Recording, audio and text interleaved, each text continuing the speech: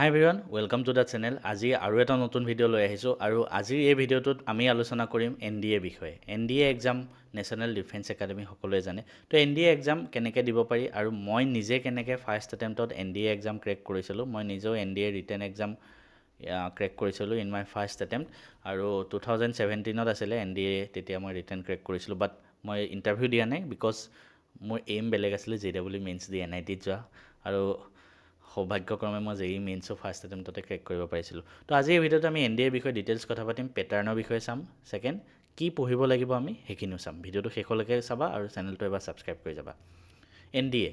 NDA এক্সামটো কি হয়? NDA exam কোনে পাতে জানানে? UPSC। আমি ভাবোঁ UPSC মানে অকল সেই UPSC এক্সাম যে হয় চিভিল ছাৰ্ভিচ সেইটোৱে হয়, নহয়। UPSC এটা ইউনিয়ন পাব্লিক ছাৰ্ভিচ কমিশ্যন, মানে হ'ল এটা এক্সাম কণ্ডাক্টিং বডি হয়, ঠিক আছে। যেনেকৈ সেবাই ক্লাছ 10ৰ এক্সাম পাতে, তেনেকুৱা এইটো এটা বডি। তো ইহঁতে বহুত এক্সাম পাতে, তাৰ ভিতৰত এটা হ'ল NDA, ঠিক আছে।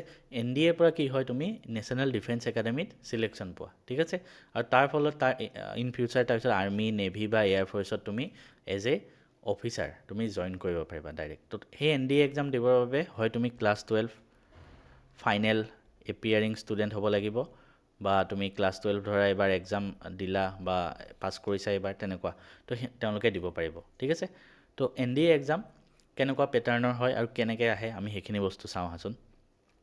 আমি যদি চাওঁ ফ্ৰিকুৱেঞ্চি, NDA এক্সাম বছৰটোত দুবাৰ হয়, ঠিক আছে। এপ্ৰিল ছেপ্টেম্বৰ, কেতিয়াবা হয়তো মাহকেইটা বদলিব পাৰে, কিন্তু বছৰটোত দুবাৰ হয় NDA এক্সাম। চিলেকশ্যন প্ৰচেছ কেনেকুৱা হয়? এটা ৰিটেন টেষ্ট হয়, ৰিটেন টেষ্টৰ পেটাৰ্ণটো আমি চাই আছোঁ। তাৰপিছত এটা SSB ইণ্টাৰভিউ হয়। এক্সামটো অফলাইন হয় আৰু এক্সামৰ পেপাৰ দুখন থাকে, এখন মেথছৰ, এখন জেনেৰেল এবিলিটি টেষ্ট। যোনে NDA এক্সাম দিব বিচাৰে সি মেথছত পাৰফেক্ট হ'ব লাগিব। কিয়? কাৰণ মেথছৰ এখন এক্সট্ৰা পেপাৰ আৰু বাকী গোটেইবিলাক ছাবজেক্টৰ এখন এক্সট্ৰা পেপাৰ। তেনেহ'লে ভাবা মেথছ কিমান ষ্ট্ৰং হ'ব লাগিব। তুমি যদি চোৱা মেথছৰ 300 নম্বৰ আহে আৰু জেনেৰেল এপ্টিটিউড টেষ্টৰ 600 নম্বৰ আহে, টোটেল 900 নম্বৰৰ পেপাৰ। মেথছৰ 120টা কুৱেশ্যন, GATৰ 150টা। তাৰমানে মেথছৰ 120টা কুৱেশ্যন, GATৰ 150টা কুৱেশ্যন, ঠিক আছে। মেথছৰ 120টা কুৱেশ্যনত তোমাৰ মাৰ্কছ আহে 300 নম্বৰ, GATৰ 150টাত তোমাৰ মাৰ্কছ আহে কিমান? 600 নম্বৰ হ'ল। আৰু ইয়াতে নিগেটিভো থাকে। মেথছত এটা কুৱেশ্যন ভুল হ'লে -0.83 আৰু GATত এটা কুৱেশ্যন ভুল হ'লে -1.33। মানে চব টোক্কা মাৰি আহিব নোৱাৰা, তোমাৰ ভুল হ'লে মাইনাছ যাব। আৰু এখন পেপাৰত 2.5 ঘণ্টাকৈ থাকে, টোটেল 5 ঘণ্টা। মানে ভাবা তেন্তে 2.5 ঘণ্টাকৈ মাত্ৰ। এতিয়াতো 3 ঘণ্টাত তুমি 100 নম্বৰ পেপাৰ কৰি আহা ক্লাছ 10ত, এতিয়া চোৱা 2.5 ঘণ্টা পেপাৰ। এখন 300 নম্বৰৰ মেথছ ধৰা আগবেলা হ'ল, সেইটোত 2.5 ঘণ্টা। পিছত GAT ধৰা আকৌ 600 নম্বৰ হ'ল, সেইটোত 2.5 ঘণ্টা, টোটেল 5 ঘণ্টা দিনটোত। আৰু লেংগুৱেজ অফ পেপাৰ বহুতে সোধে অসমীয়াত দিব পাৰি নেকি? তুমি যদি অসমীয়াত প্ৰিপেৰেশ্যন কৰিছা দেন NDA বাদ দিয়া, because NDA paper only English and হিন্দীত আহে। আমি মেথছৰ কথালৈ আহোঁ। মেথছ আমি অলৰেডি ক'লোঁ, মেথছত টোটেল 120টা কুৱেশ্যন আহে আৰু এটা কুৱেশ্যনত শুদ্ধ হ'লে 2.5 নম্বৰ পায়, ভুল হ'লে -0.83 পায়। টোটেল 300 নম্বৰ মানে কুৱেশ্যন, মানে 120টা কুৱেশ্যন আহে, 120টা, ঠিক আছে। এটাত শুদ্ধ হ'লে 0.25 মানে 2.5কে, তো টোটেল 120 নম্বৰ, 300 নম্বৰ হ'ল। আৰু এটা ভুল হ'লে -80, 0.83কে ভুল নিগেটিভত যায়, আৰু 2.5 ঘণ্টা paper. Next general ability test যদি আমি চাওঁ, 600 মাৰ্কছৰ আহে, টোটেল 150 নম্বৰ, 150টা কুৱেশ্যন, ঠিক আছে। 150 কুৱেশ্যন, এটাত 4 নম্বৰকৈ পায়, টোটেল 600 নম্বৰ। এতিয়া সেই 150টা যে কুৱেশ্যন আহে GATত, সেইকেইটাৰ ভাগ আছে, ঠিক আছে। সেই 150ৰ ভিতৰত 50টা অকল ইংলিছৰে আহে, তাৰমানে ইংলিছত আমি ষ্ট্ৰং হ'ব লাগিব, হয়নে নহয়? 50টা ইংলিছৰে আহে, বাকী 100টা বেলেগ প্ৰশ্ন আহে, হৈ গ'ল। আৰু এইটো 2.5 ঘণ্টা হয়। এতিয়া আমি যদি লাষ্ট প্ৰিভিয়াছ ইয়াৰ কুৱেশ্যনবিলাক এনালাইচিছ মই কৰিছোঁ, আৰু সেই হিচাপত যদি মই চাওঁ মেথছৰ কোনবিলাক টপিকৰ পৰা কিমান কুৱেশ্যন আহে। মেথছৰ চিলেবাছ 11-12 হয়, 11-12 ভালকৈ জানিবই লাগিব তুমি।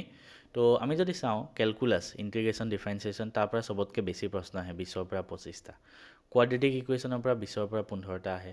তাৰপিছত মেট্ৰিক্স ডিটাৰমিনেণ্টছ চবতকৈ বেছি 30 নম্বৰ, ট্ৰিগন'মেট্ৰি 30 নম্বৰ মান আহে, 30টা কুৱেশ্যন নম্বৰ কৈ আছোঁ, মানে কুৱেশ্যন। প্ৰবেবিলিটি 10টামান, প্ৰবেবিলিটি চবতকৈ কম আহে, কমপ্লেক্স নাম্বাৰ 10-15, ঠিক আছে। তো এই হিচাপত তোমালোকে প্ৰায়ৰিটি দিব পাৰা, যোনটো টপিক চবতকৈ বেছি আহে সেইটো চবতকৈ বেছিকৈ পঢ়িলা ধৰা। চিমিলাৰলি আমি যদি ইংলিছৰ চিলেবাছটো চাওঁ, NDAত প্ৰিভিয়াছ কুৱেশ্যনবিলাক চাই পেলাই যে কেনেকুৱা ধৰণৰ প্ৰশ্ন আহে। এৰৰ ফাইন কৰা আহিলে, comprehension, selecting word, ordering of word, sentence improvement, antonym, synonym, তো এনেকৈ 50টা। এতিয়া আমি এইখিনি যে কৈ আছোঁ, ঠিক আছে, তেনেকৈ আৰু এটা কৈ দিওঁ জেনেৰেল নলেজ, মানে যোনটো GATৰ 150টা কুৱেশ্যনৰ 50টাটো ইংলিছ, বাকী 100টা বেলেগ কুৱেশ্যন আহে যে বাকী সেই 100টা কি আহে? Physics, chemistry, general science, history, geography, current affairs. তো এইখিনিলৈকেতো এইখিনি ক্লাছ 10 লেভেললৈকে আহে, তাতকৈ বেছি নাহে। আৰু কাৰেণ্ট এফেয়াৰ্ছ মানে ডেইলি নিউজ পেপাৰৰ পৰা যি নিউজবিলাক ইম্পৰ্টেণ্ট হয় সেইবিলাক চাবা, ঠিক আছে। তো এইখিনিলৈকে আমি গ'লোঁ, ফিজিক্সৰ চবতকৈ বেছি আহিছোঁ। এতিয়া এইখিনি আমি ক'ত পাম, ঠিক আছে? এই বস্তুখিনি যে মই কৈ আছোঁ, আমি গম পাব লাগিব ন প্ৰিভিয়াছ ইয়াৰত কেনেকুৱা প্ৰশ্ন আহে, তেতিয়াহে আমি প্ৰিপেৰেশ্যন আৰম্ভ কৰিব পাৰিম। তো ফাৰ্ষ্ট প্ৰিপেৰেশ্যন আৰম্ভ কৰাৰ কাৰণে আমি কি কৰিব লাগিব? Previous year question paper set লাগিব আমাক। তো তুমি কিতাপো কিনিব পাৰা, বাট মই যিহেতু আছোঁ, মই নিজে বিচাৰি উলিয়াই কি কৰিছোঁ, তোমালোকক PYQ ছেট বনাইছোঁ, ঠিক আছে। ইয়াতে কি পাবা জানানে? 2008 চনৰ পৰা এতিয়ালৈকে 2025-26লৈকে ধৰা প্ৰত্যেক বছৰৰ 2খনকৈ ছেট আছে, মিনিমাম 2খন, ঠিক আছে। কিবাত এখনো আছে, কিন্তু মেক্সিমাম 2খনকৈ ছেট আছে। ফাৰ্ষ্ট মানে ধৰ ফাৰ্ষ্ট শ্বিফ্ট, ছেকেণ্ড শ্বিফ্ট, তেনেকৈ এদিন মানে দুদিন হয় ন আগতে।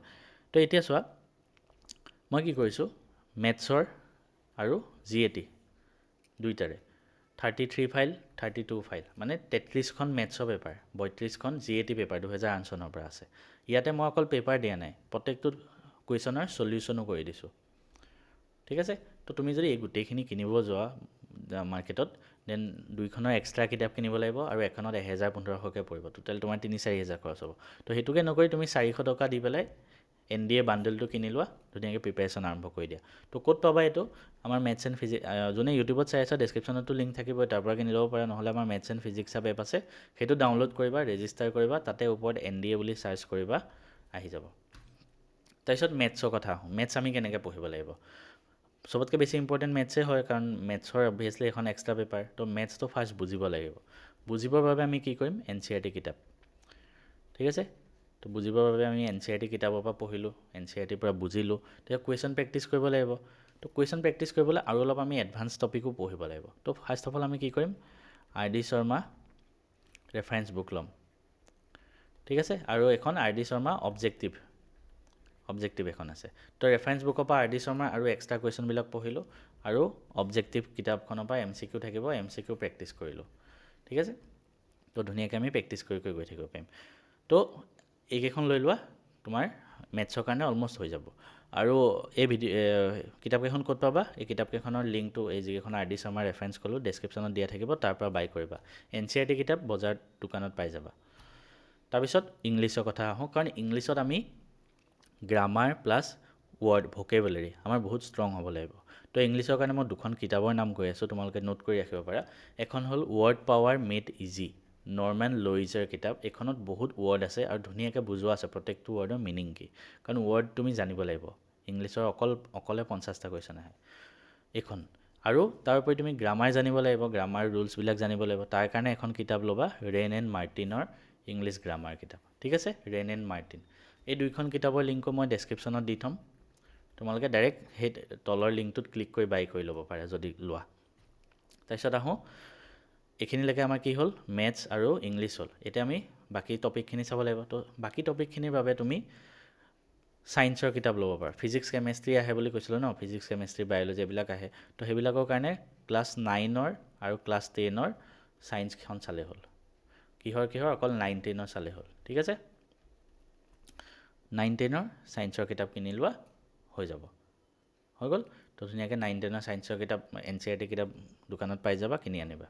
তাৰপিছত আহিব history, geography, polity, current affairs. এতিয়া চোৱা, হিষ্ট্ৰী, জিঅ'গ্ৰাফী, পলিটি ক'ৰ পৰা পঢ়িম আমি? তো তুমি হিষ্ট্ৰী, জিঅ'গ্ৰাফী, পলিটিৰ বাবে যিকোনো ষ্টেণ্ডাৰ্ড বুক ফ'ল' কৰিব পাৰা, যেনেকৈ লুচেন জিকে বুলি এখন কিতাপ আছে, ঠিক আছে। লুচেন জিকে পঢ়িব পাৰা, মই ডেছক্ৰিপশ্যনত লিংকটো দি থৈ দিম বাৰু পাৰিলে। তাৰ উপৰি তুমি NCERT চামাৰী বুলি এখন কিতাপ আছে, NCERT চামাৰী, ঠিক আছে। তো সেইকেইখনো কিনিব পাৰা। তাৰ পৰা অকল হিষ্ট্ৰী, জিঅ'গ্ৰাফী, পলিটি পৰ্চনটো পঢ়িলেই হ'ল হা। তাৰ উপৰি তুমি কাৰেণ্ট এফেয়াৰ্ছ পঢ়িব লাগিব। কাৰেণ্ট এফেয়াৰ্ছ ক'ৰ পৰা পঢ়া? এতিয়া কাৰেণ্ট এফেয়াৰ্ছ পঢ়া কিতাপ নাই। কাৰেণ্ট এফেয়াৰ্ছ তুমি ডেইলি আপডেটেড থাকিব লাগিব। তাৰ বাবে ডেইলি আধা ঘণ্টাৰ পৰা 1 ঘণ্টা তুমি কাৰেণ্ট এফেয়াৰ্ছত দিবা। ক'ৰ পৰা পঢ়িবা তুমি? NDA আলা বুলি এটা চেনেল আছে, সিহঁতৰ দিয়ে যদি চাবা কাৰেণ্ট এফেয়াৰ্ছ, নহ'লে SSC আড্ডা বুলি এটা চেনেল আছে, তাত কাৰেণ্ট এফেয়াৰ্ছ দিয়ে যদি চাবা। তো তেনেকৈ তুমি কাৰেণ্ট এফেয়াৰ্ছ চাই যাবা, ঠিক আছে? কাৰেণ্ট এফেয়াৰ্ছ ফ'ল' কৰি যাবা, যিকোনো এক্সামৰ বাবে কাৰেণ্ট এফেয়াৰ্ছ অতি লাগতিয়াল হয়। তাৰপিছত মই ষ্টাৰ্টিঙতে কৈছিলোঁ, যদি প্ৰিভিয়াছ ইয়াৰ কুৱেশ্যন কিনিব পাৰা, কুৱেশ্যন পেপাৰ কিনি ল'বা, মানে এই কিতাপকেইখন কিনিব পাৰা, NDA solve previous year paper, আৰু এইখন GATৰ বাবে, এইখন মেথছৰ বাবে। কিন্তু ইয়াতে দামটো বেছি হৈ যাব, তো এইখিনি নিকিনি তুমি আমাৰ কি কিনিবা? অবভিয়াছলি আমাৰ নিজৰ কোৰ্চটো কিনিলে হ'ল। ভিডিঅ'টো যদি ভাল লাগিল ছাবস্ক্ৰাইব কৰি যোৱা।